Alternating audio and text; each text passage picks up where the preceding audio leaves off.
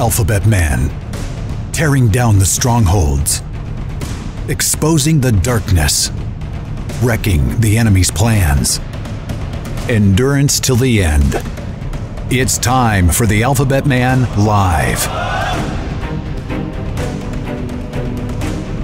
No, I'm not driving down the road. I'm actually riding. I'm a cat. I don't want, nor do I need your emails telling me about how dangerous it is to do a video while I'm driving.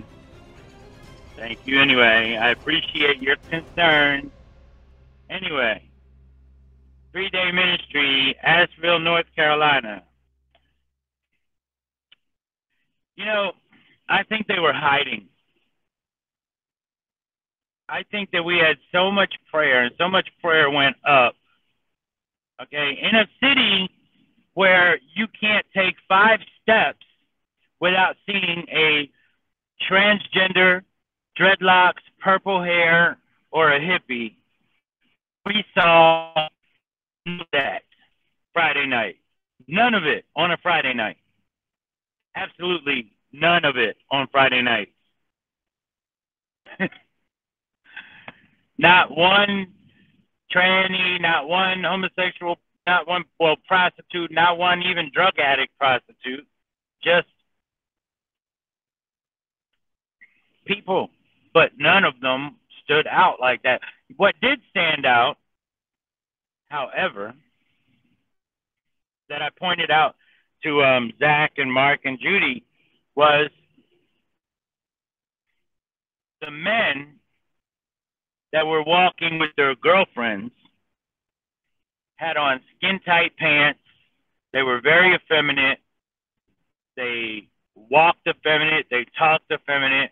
And however, we saw a group of homosexual men going into a homosexual bar that they all were dressed like men, looked like men, acted like men. It was a real role reversal. We did get to see, I said we didn't see anything. We did get to see a couple walking down the street, a girl and her boyfriend. And I have to say it was her and her boyfriend because he belonged to her. There was no doubt about it.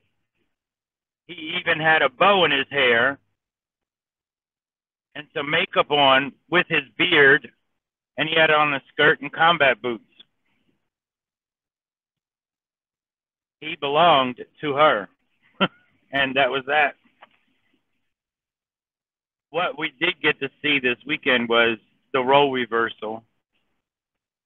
And it's so bold, and most people didn't even realize it until we pointed it out. That men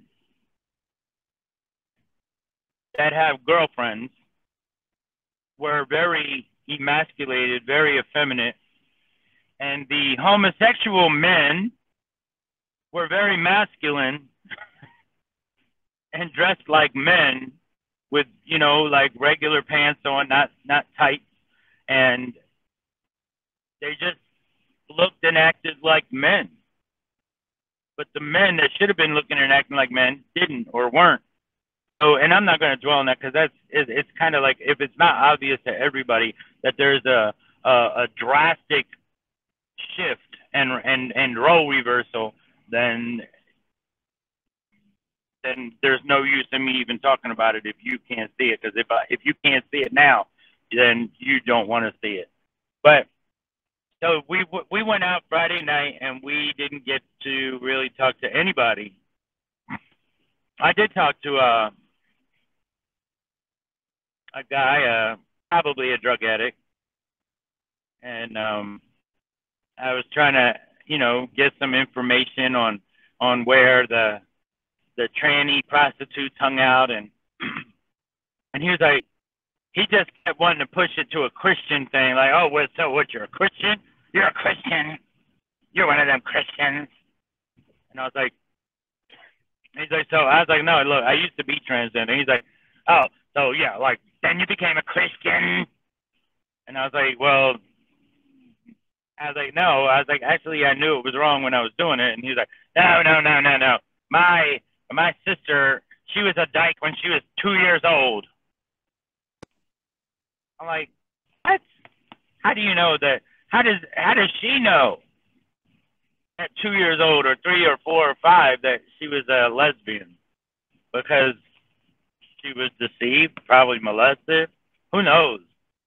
But so that was Friday night, and so then we went back to the parsonage that we were staying at, and we had and I was really encouraged Friday night at 7 when we were heading down to Asheville. It was really powerful.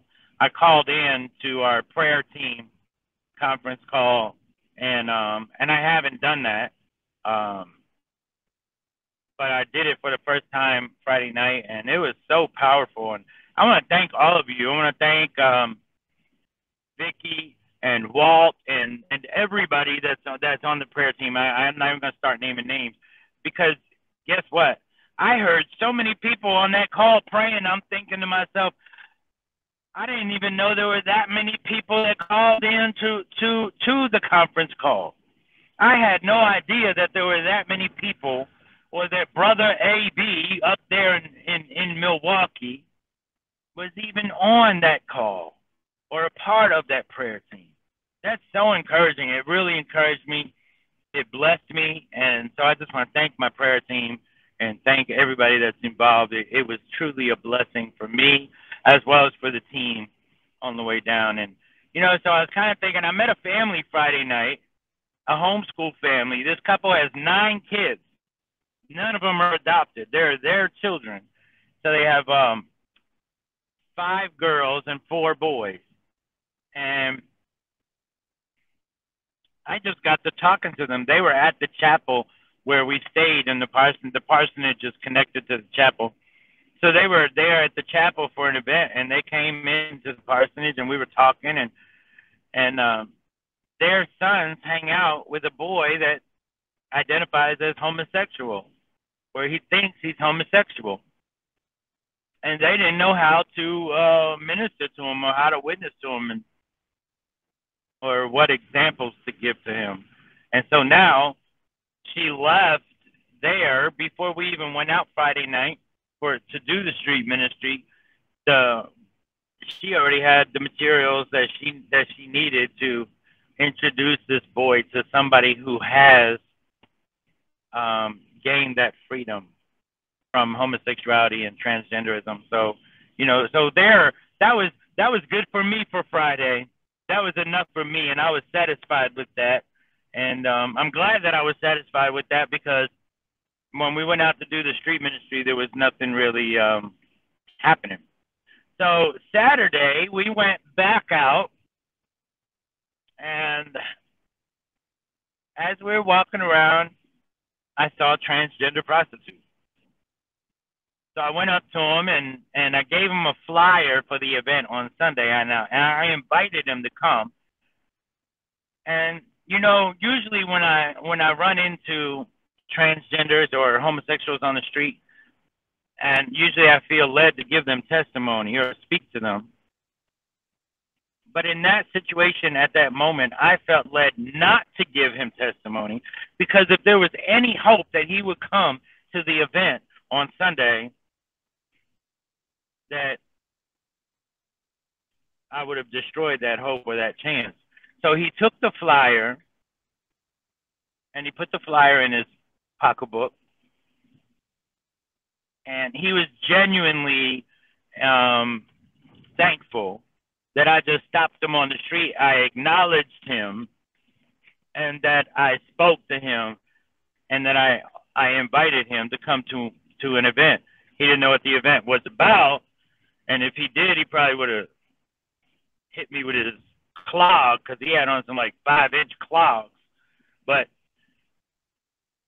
he didn't know, and he accepted the invitation. And he didn't show up Sunday, but it's all right too, because he took the flyer, had my email, it had my website, and he put it in his pocketbook. And maybe he'll look it up, and maybe he'll find some material helpful. for whatever he's searching and seeking for in this life. And we know what that is. It's intimacy. So Sunday, yesterday at the gathering, and what we did see in Asheville on Saturday, Asheville's a dark place, just spiritually dark. I could feel it. I felt the entire time we were there, it felt like it was just awkward or eerie. The only way I could explain it. I felt way out of place. We went into this little coffee shop, and I went to find the bathroom, and I was like, "Where's the men's room?" And they were like, "We don't have one." And I'm like, "What do you mean you don't have one?" Like, "We have an all-gender bathroom." And I was like, "Okay, I'll hold it." So then I took a picture of this sign. And Jared, can we show the one that says "We serve all" or something like that? Doesn't matter about your race or religion or whatever. So this sign was up in almost every store or establishment that we saw. Is it showing? I can't see anything. Okay. So can somebody read that for me? Because I can't see it. It says, "We welcome all races, all religions, all countries of origin, all sexual orientations, all genders. We stand with you. You are safe here." Yeah. And so this sign was up in almost all the establishments in Asheville. And so were rainbow flags and Wiccan or witchcraft symbols and signs, pentagrams and all kinds of stuff, the moon things and the colors. And it's a very dark place. And I only got to speak to one transgender because I only ran into one transgender. And I'm telling you, everybody that's from there couldn't tell me enough how highly impossible that situation would be to not run into any transgender, you know. So it was either they were purposely, you know, like there was a power at work. There was a power at work that kept them out of our path, and there's no doubt about that. There's no doubt about that. So Sunday when we had our event, and I also want to share these pictures. These are that are common in Asheville and that I took while we were walking around on Friday night and Saturday. And so Jared, you can go ahead and show the pictures. I can't see them, so kind of let me know when you're done. And so these are the pictures. I don't know how to see what you guys all see. I have your screen up. I can't see anything. It's just black for me.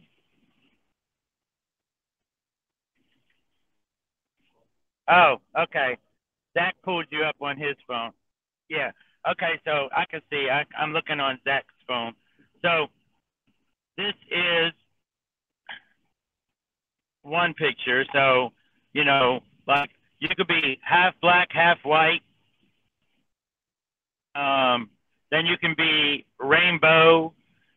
Then you can be half beige, half black. You know, it's like you could be a man, half woman, and then a woman, and that's all equals love. It all equals love. You see these characters. One is just the shape, not the coloring in.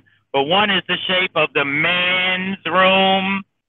The one on the far left is the men's room shape. The one on the far right is the women's room shape that they use. And then in the middle, you got half man, half woman. So, and it all equals love, you know. What's that? That kind of tells me that love for them is that warm, fuzzy feeling. And it's not obedience, because love is obedience. We know that love is obedience. And so if we are in obedience to God's will and God's word, then that's love. How about we go to another one?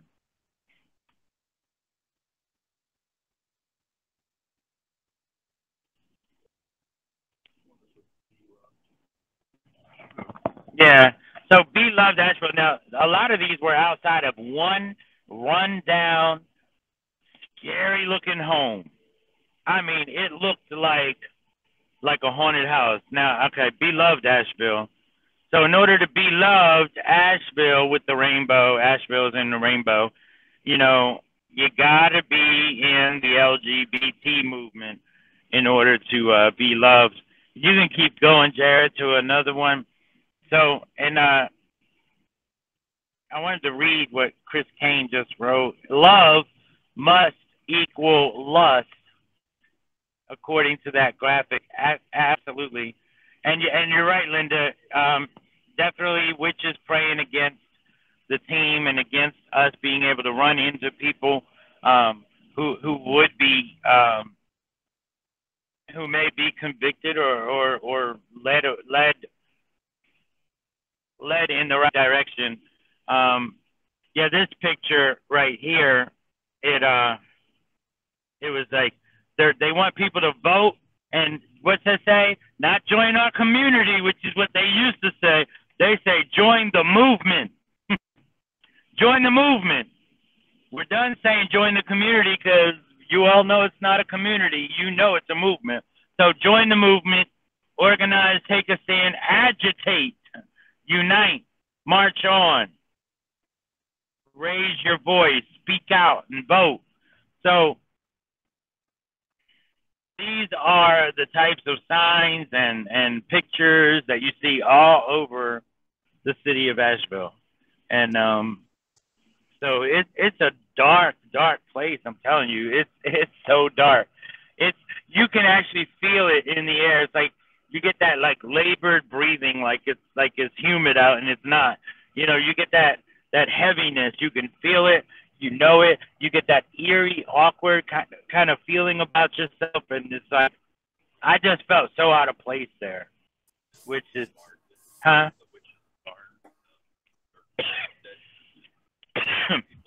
Yeah, we walked by, okay, there you go. How about that? Church of Resistance.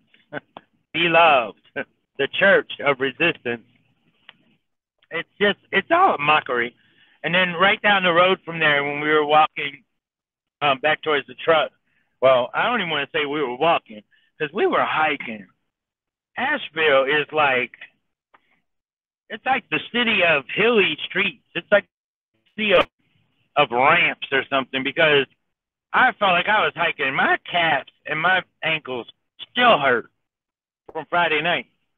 So right down the street, as we were walking back,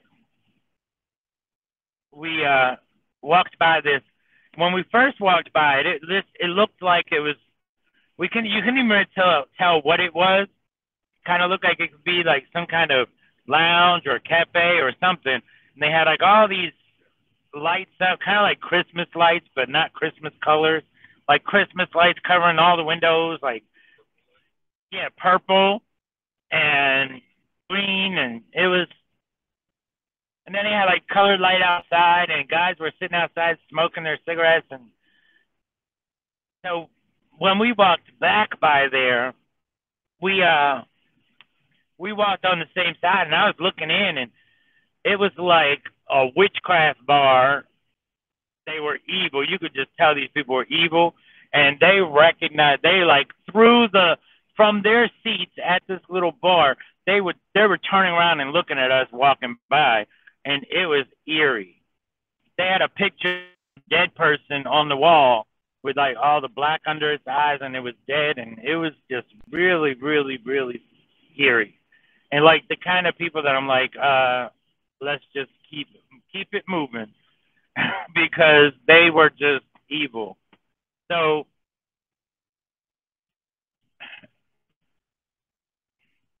although Friday and Saturday didn't go the way I thought it was going to go, it still went the way it was going to go and it was supposed to go, because we make connections with people. And, you know, if anything, if just for that one boy from that family being able to witness to him, or if just that one transgender comes to know Jesus through going to the website and listening to some videos and being led in that way, and is introduced to Jesus through word and deed and action that he may find on the website, then it was all worth it. You know, it was all worth it. There was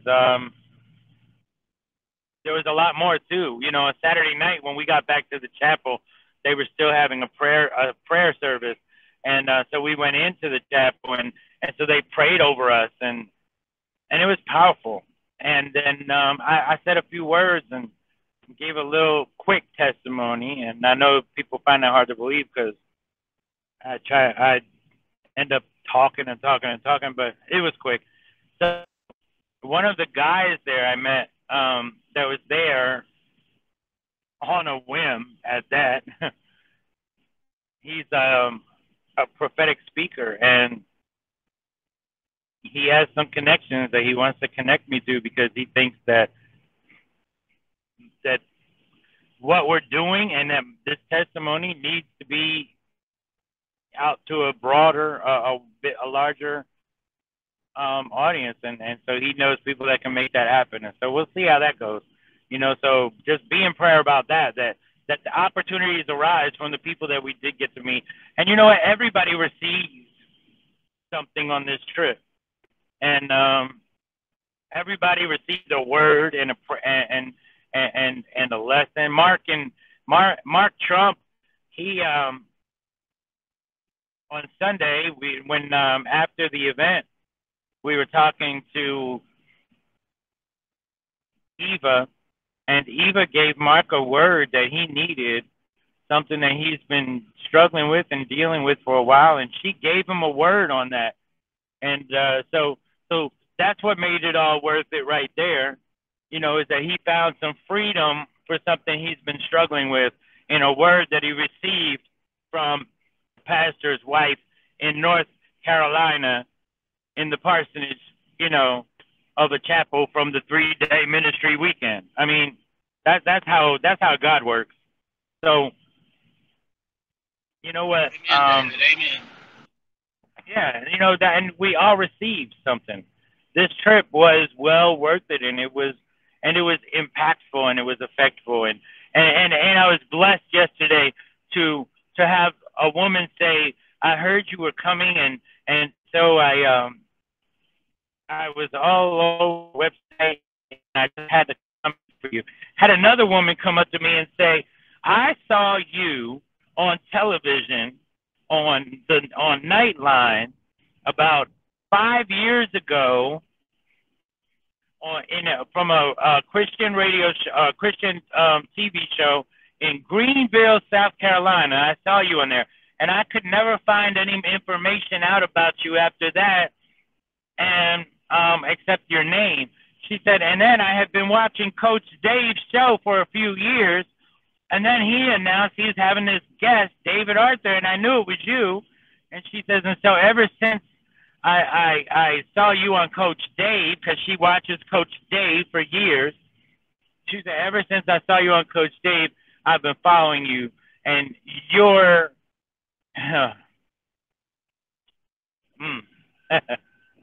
Thank you, Jesus. Yeah, this lady brought her 2 daughters. That's what was impressive. So what we also got to witness was families of godly men raising godly children. Yeah.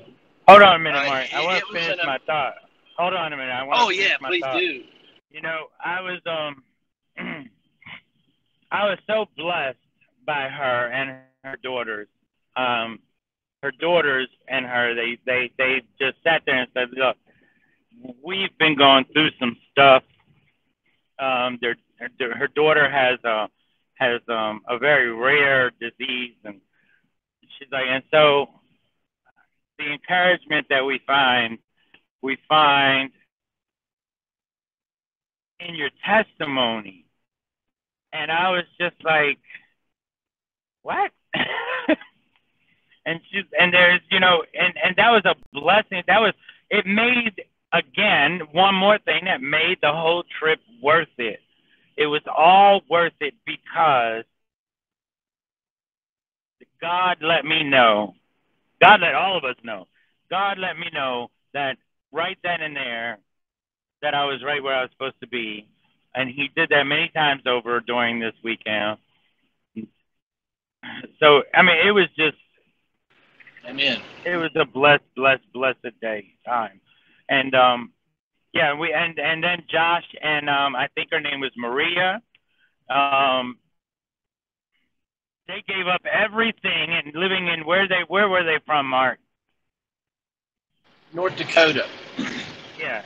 Go ahead. You can tell that story. Sorry.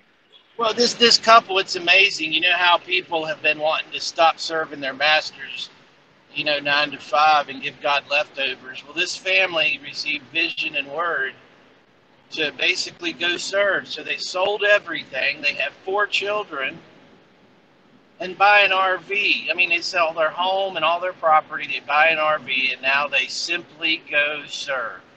They're on the road. They receive inspiration on where to drive. And there they were. They received a word to go to this refuge house, and they were there that Sunday. And it was, again, so many divine appointments is what we called it, right, Dave? Yeah, and that's what it was. And that was constant. It was constant and consistent.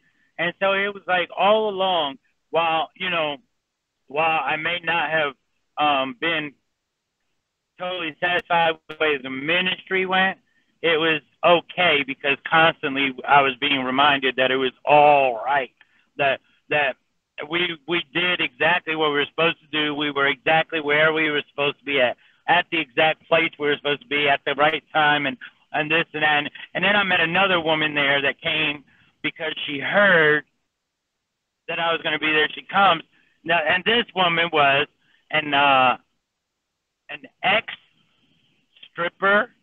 drug addict, prostitute. I mean, and she's been through the ringer. And now here she is, this beautiful, well-dressed woman that's been walking with the Lord for I think she said 7 years, has it together, has a normal job, a regular job, has her 2 kids, and her life has changed, and I'm blessed by just hearing her testimony.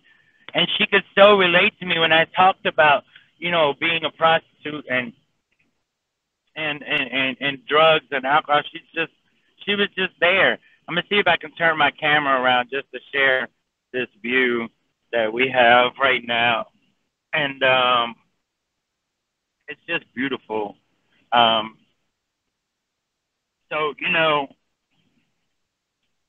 that's all right. But I just want to say, I hope y'all can see that. I can't see if you can see it or not. But okay. But you know what, guys and gals and brothers and sisters and friends and foes,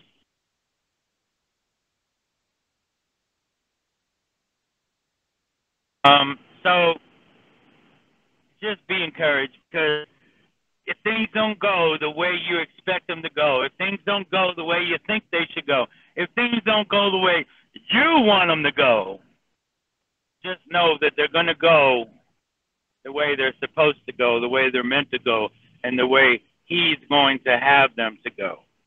So be encouraged, be blessed. Lord willing, I'll see you all in the morning.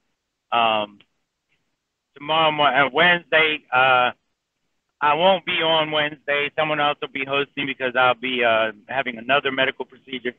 So you guys be blessed and have a blessed day. And Lord willing, I'll see you in the morning. Peace.